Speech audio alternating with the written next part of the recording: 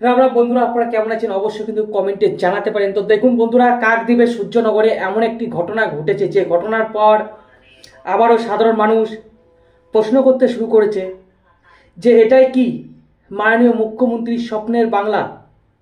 মাননীয় মুখ্যমন্ত্রীর স্বপ্নের বাংলা বা মমতা বন্দ্যোপাধ্যায়ের স্বপ্নের বাংলা, নাকি পশ্চিম বাংলাদেশ?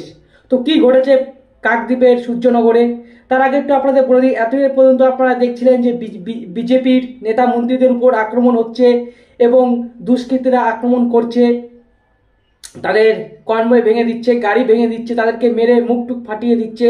এই ঘটনাটি আপনারা দেখছিলেন। কিন্তু কাকদ্বীপে এমন একটি ঘটনা ঘটেছে, পুরোপুরি এই দুষ্কৃতীরা হিন্দু ধর্মের উপর আক্রমণ করেছে। কি করেছে? কাকদ্বীপের সূর্যনগরে মা কালীর মূর্তি ভাঙা হয়েছে। বুধবার রাতে দুষ্কৃতীরা সেখানে তাণ্ডব চালায় এবং মা কালীর মূর্তি ভাঙা হয়। পুরোপুরি একই মডেল, যেভাবে বাংলাদেশে আমাদের পাশের দেশ মানে দেশ বাংলাদেশে যেভাবে হিন্দুদের উপর হিন্দুদের দেবদেবীর মূর্তি ভাঙা হয়, সেই একই মডেলে কিন্তু মূর্তিটি ভাঙা হয়েছে। কার্যত মুন্ডু কেটে নিয়ে যাওয়া হয়েছে। সেই ফটো আপনারা দেখতে পাচ্ছেন আমার স্ক্রিনে। দেখুন কি অবস্থা। এটা হচ্ছে আমাদের পশ্চিমবঙ্গের অবস্থা। এটি কোথায় ঘটেছে? কাকদ্বীপের সূর্যনগরে। বারবার বলছি কাকদ্বীপের সূর্যনগরে। এবং এইখানেই প্রশ্ন উঠেছে, এটাই কি মাননীয় মুখ্যমন্ত্রী মমতা বন্দ্যোপাধ্যায়ের স্বপ্নের বাংলা, না স্বপ্নের পশ্চিম বাংলাদেশ? এই প্রশ্নটা কিন্তু উঠেছে। এবং আরেকটি প্রশ্ন উঠেছে ল অ্যান্ড অর্ডার, যেটা কিন্তু আমাদের পশ্চিমবঙ্গে বর্তমানে নেই। আপনারা ইতিমধ্যেই দেখেছেন, আবারও প্রমাণিত হলো যে আমাদের পশ্চিমবঙ্গে কিন্তু ল অ্যান্ড অর্ডার নেই। এবং এই ঘটনাকে কেন্দ্র করে তীব্র জনরোষ সৃষ্টি হয় সেখানে।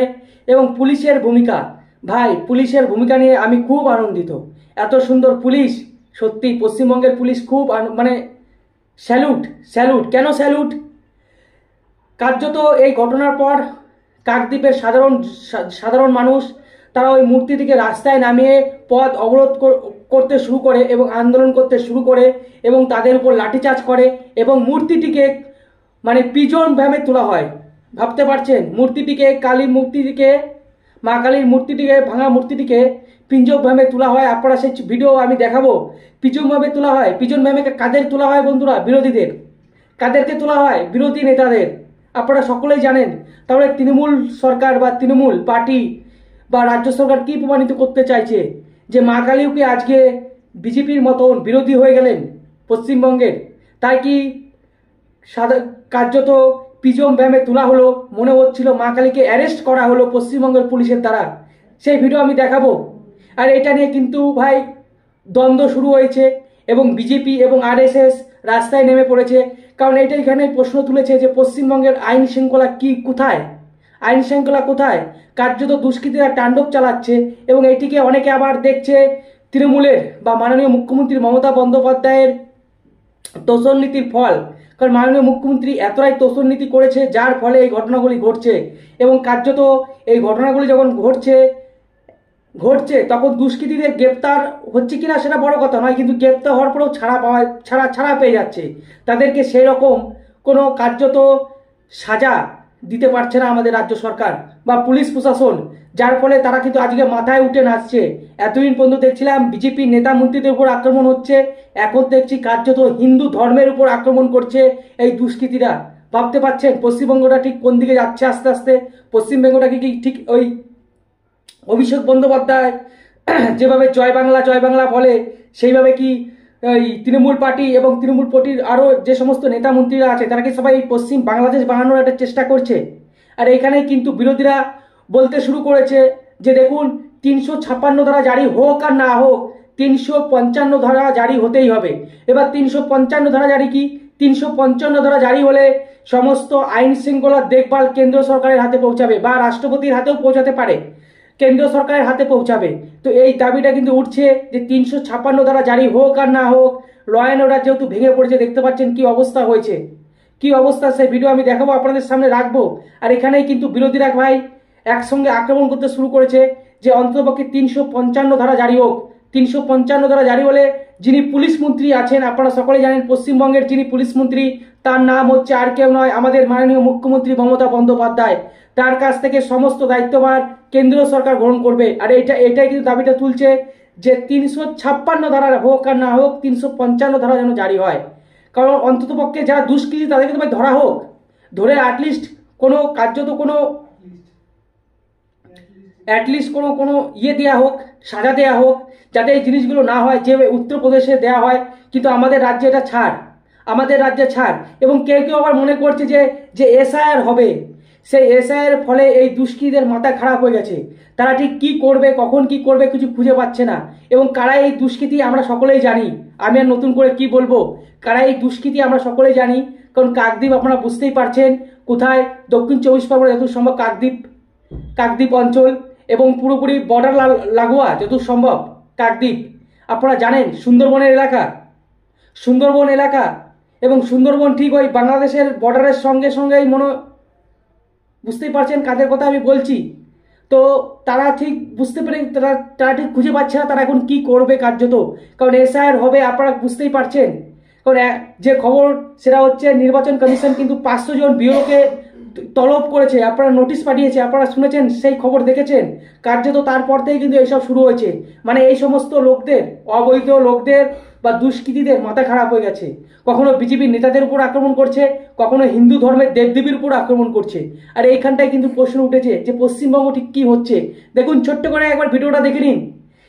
মূর্তি ভাঙার ভিডিওটা তো দেখালাম কীভাবে মূর্তিটি ভাঙা হয়েছে। এবার পশ্চিমবঙ্গের পুলিশের ভূমিকা, যেটা কথা বলছিলাম, যে পশ্চিমবঙ্গের পুলিশদের স্যালুট, কিভাবে মনে হচ্ছিল মা কালীকে গ্রেপ্তার করছে পশ্চিমবঙ্গের পুলিশ। দেখুন সেই ভিডিও ছোট্ট করে পিছন ভ্যাবে কিভাবে তোলা হচ্ছে, দেখুন সেই ভিডিওটি। এটা বাংলাদেশ নয়, এটা পশ্চিমবঙ্গ, এটা পশ্চিমবঙ্গ, এটা বাংলাদেশ নয়।